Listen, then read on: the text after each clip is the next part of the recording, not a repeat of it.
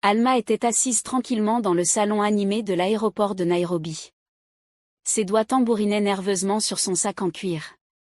À 65 ans, elle se sentait déplacée parmi les voyageurs qui avaient la moitié de son âge. Ce voyage en Afrique était censé être son échappatoire, une tentative désespérée de se libérer de la solitude qui l'avait envahie depuis la mort de son mari, 2 ans plus tôt.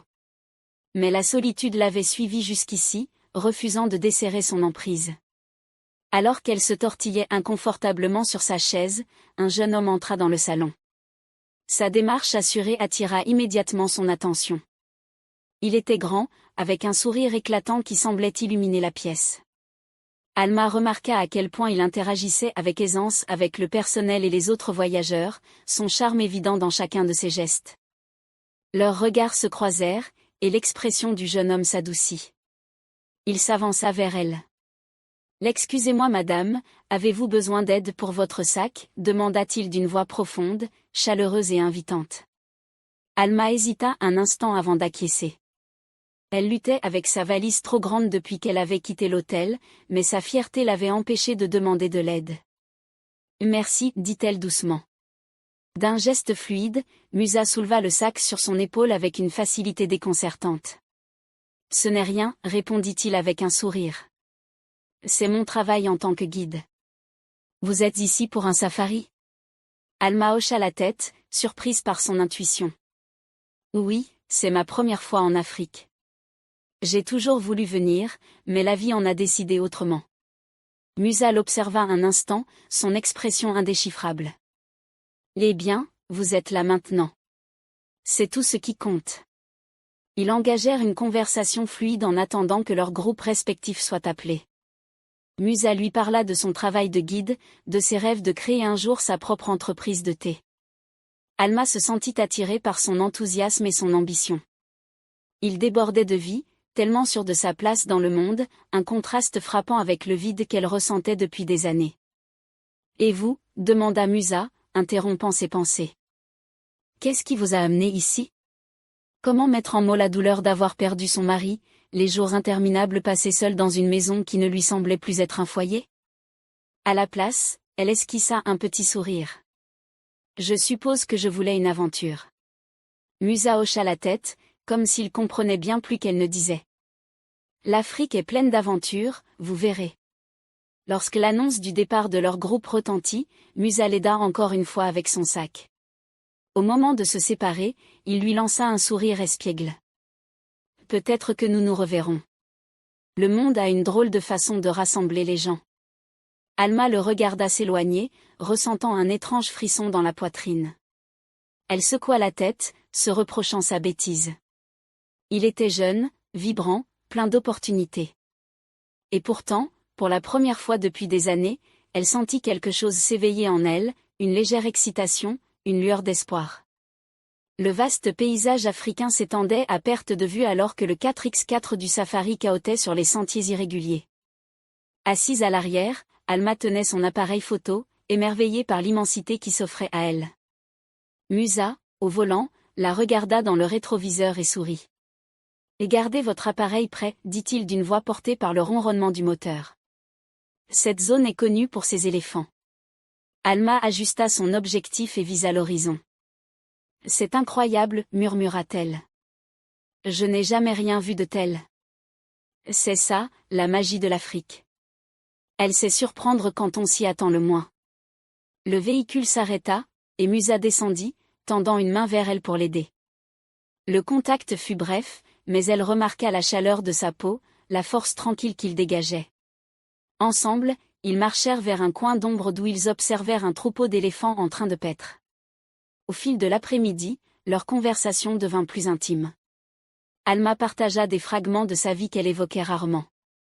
Elle lui parla de ses années en tant qu'enseignante, de la joie qu'elle trouvait à guider de jeunes esprits, et du vide qui l'avait envahi après sa retraite. Musa l'écouta attentivement, hochant la tête en signe de compréhension.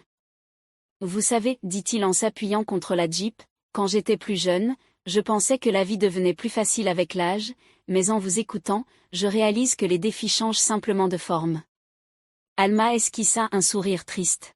« Ce ne sont pas les années qui pèsent, ce sont les pertes accumulées en chemin. Ces mots résonnèrent entre eux, emplis d'une sincérité brute. Musa détourna le regard, fixant l'horizon. J'ai perdu mon père quand j'avais 15 ans, avoua-t-il.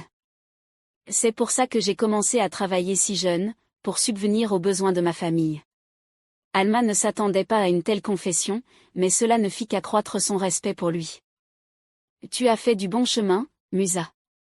Ce n'est pas donné à tout le monde de faire face aux épreuves de la vie avec autant de grâce. Leurs regards se croisèrent, et l'espace d'un instant, le monde sembla disparaître autour d'eux. Il n'y avait plus ni âge, ni culture, seulement deux âmes qui se reconnaissaient dans leur douleur et leur résilience. Le moment s'évapora lorsque le téléphone de Musa vibra.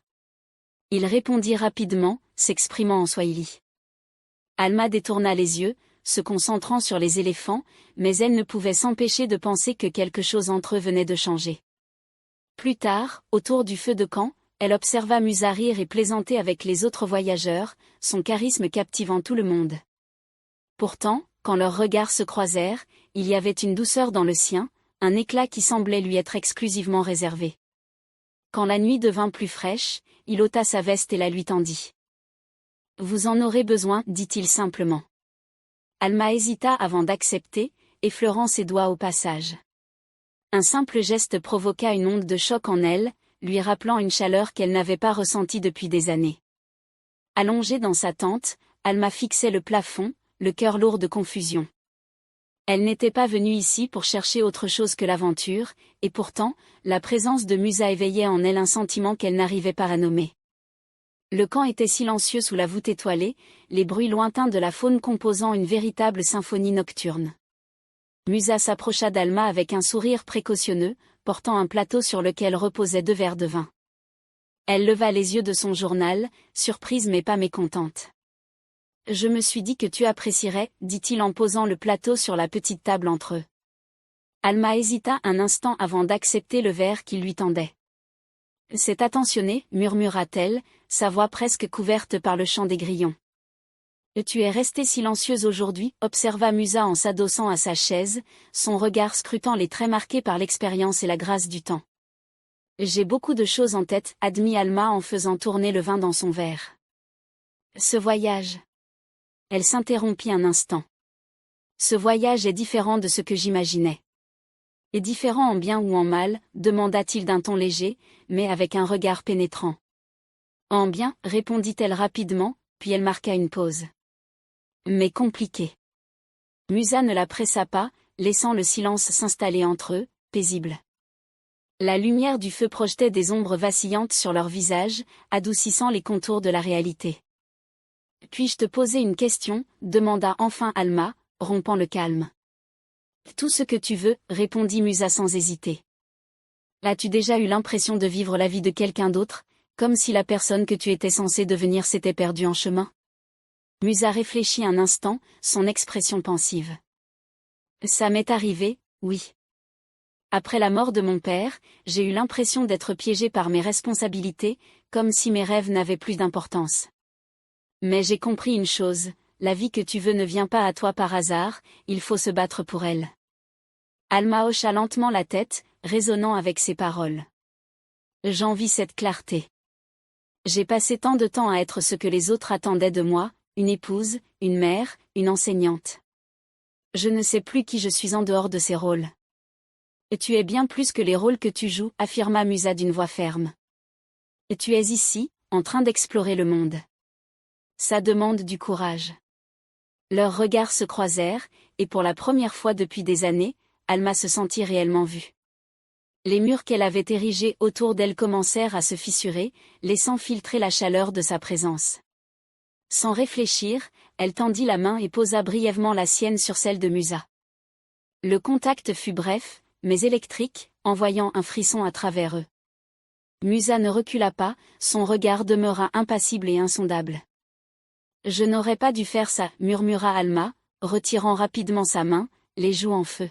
« Pourquoi pas ?» demanda Musa doucement, sa voix basse. « Parce que ce n'est pas approprié, chuchota-t-elle, le regard baissé sur son verre. « Inapproprié ne veut pas dire mauvais, répondit Musa en se penchant légèrement vers elle.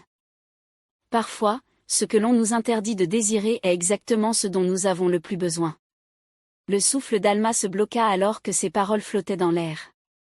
Lentement, Musa tendit la main et effleura de nouveau ses doigts. Cette fois, elle ne se déroba pas. Le monde sembla se rétrécir, ne laissant plus que deux dans la lueur du feu. Quand Musa se pencha vers elle, le cœur d'Alma s'emballa, mais elle ne l'arrêta pas.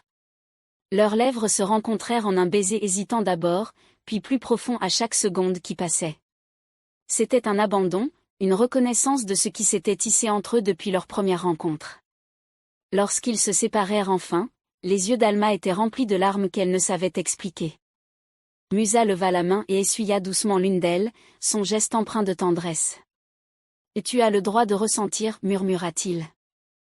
Ne laisse personne te dire le contraire. » Alma ne répondit pas, submergée par ses émotions. Tout ce qu'elle savait, c'est que pour la première fois depuis des années, elle se sentait vivante. Le retour vers la ville se fit dans un silence plus éloquent que 1000 mots.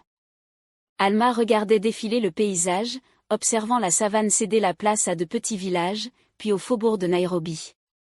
Musa lui jetait de temps à autre un regard, mais aucun des deux n'évoqua ce qui s'était passé la veille. À l'hôtel, Musa l'aida à porter ses bagages, un geste qui sembla étrangement définitif. Leurs regards se croisèrent une dernière fois, et Alma ouvrit la bouche pour parler, mais aucun mot ne vint. Musa lui offrit un petit sourire compréhensif avant de reculer, lui laissant l'espace nécessaire pour comprendre ce qu'elle ressentait. Plus tard dans la soirée, Alma était assise sur le bord de son lit, fixant son téléphone. Un message de Claire venait d'apparaître, « Appelle-moi quand tu peux ». Elle soupira et appuya sur l'icône d'appel, redoutant la conversation inévitable. « Salut maman », fit la voix de Claire, à la fois tranchante et inquiète. « Comment se passe le voyage ? » « Il m'a ouvert les yeux », répondit Alma avec prudence. Claire hésita un instant avant de reprendre, « Je suis inquiète pour toi.